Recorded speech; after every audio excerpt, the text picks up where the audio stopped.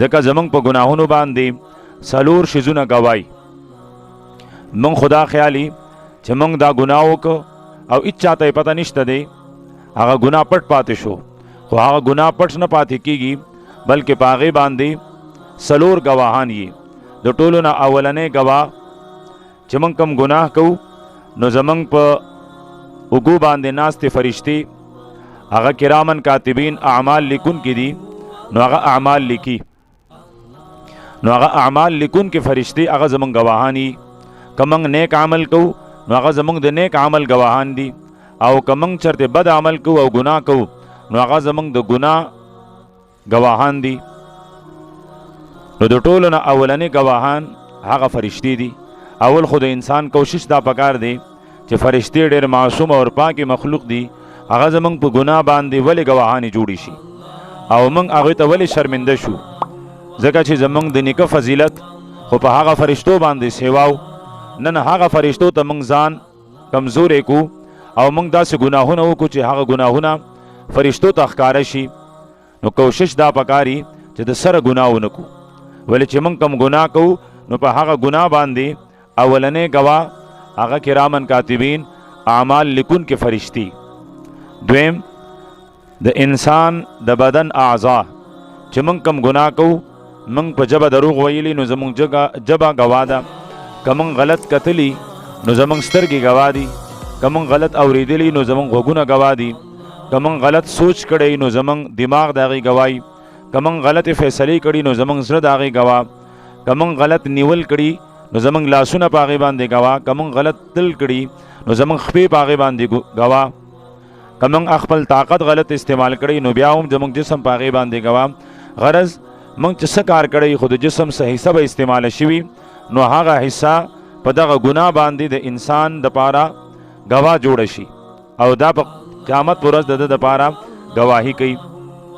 دریم نمبر کې په کوم ځای کې چې موږ ګناه وکړو، هغه ځمکه، هغه کمره، هغه کور، هغه کوټه، هغه پټ ځای، هغه خیمه، کوم ځای کې چې شوي نو هغه ځای زموږ دپاره هغه ګواه جوړ شي. او څلورم د انسان عمل نامه، په کومې کې چې زموږ اعمال لیکلي دي نو هغه عمل نامه ورځ د قیامت به میلاویږي.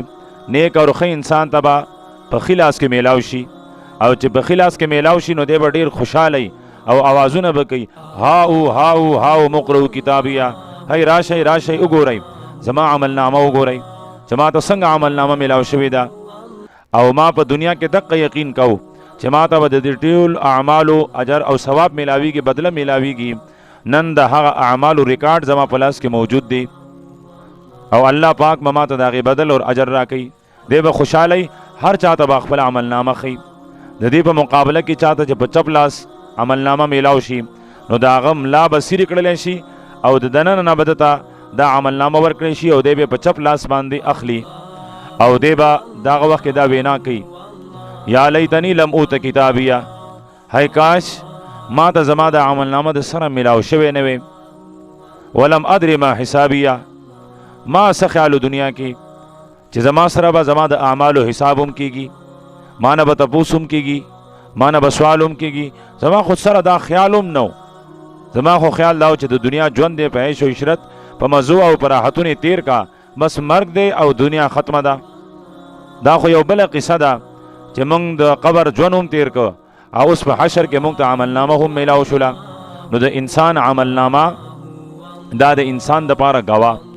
او کله چې دی ګوري نو دی به پخپله دې عمل نامې ته وایي ما لهذا الکتاب، دا څنګه عمل نامه ده، دا څنګه کتاب دی چې دی خو نه یو وړوکی شی پرېښی دی او نه غټ شی پرېښی دی، یوه ذره زما د عمل هغه دی محفوظ کړې ده.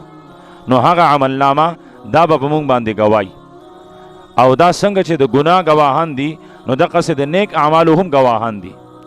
چې کله موږ نیک اعمال کوو نو فرشتې لیکي، نو زمونږ په نیک اعمال باندې، زمونږ په منځونو باندې، زمونږ په تلاوتونو باندې، زمونږ په ذکر باندې، زمونږ په روزو باندې، زمونږ په نفلو باندې، زمونږ په ښو اخلاقو باندې، زمونږ په رښتیا وینا باندې، زمونږ د نظر په حفاظت باندې، زمونږ د غوږونو په حفاظت باندې، دا ټولې فرشتې ګواهانی او دا خوشحالیږي.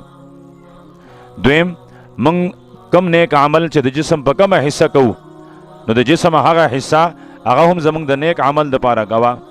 او بیا د ځمکې په کوم ځای کې چې نیک عمل کیږي هغه نیک عمل د انسان دپاره ګواه.